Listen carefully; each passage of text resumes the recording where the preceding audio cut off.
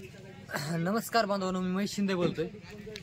गेले अनेक दिवस पीक विम्याचा 2023चा लढा चालू आहे, परंतु हा पीक विमा काही राजकीय दबावापोटी पडत नव्हता।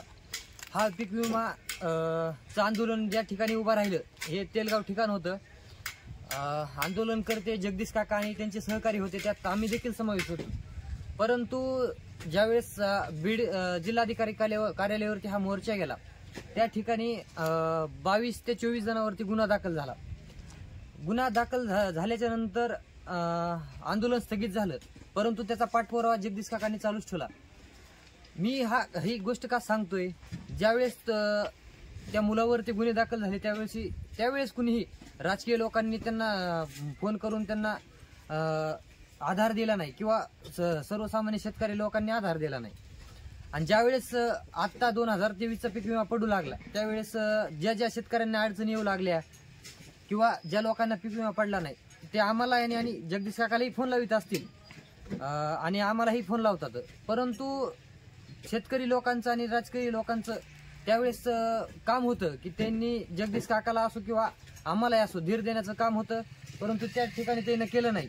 परंतु ज्या वेळेस राजकारणाचा इथं मुद्दा उपस्थित राहतो, त्यावेळेस शेतकरी लोक असतील किंवा हे जे दांड राजकारणी प्राबल्य असतं त्यांच्यासोबत पाठीमागे उभा राहतात।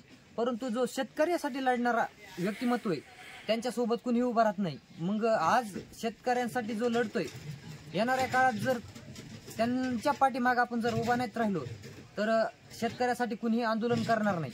त्यामुळं शेतकऱ्यांना विनंती आहे, जे लढतंय, जे शेतकऱ्यांसाठी लढतंय माणूस, त्याच्या पाठीमागे खंबीरपणे उभं राहणं गरजेचं आहे। आणि राहिला विषय, आणखीनही आम्हाला फोन येतात राहतात की 30%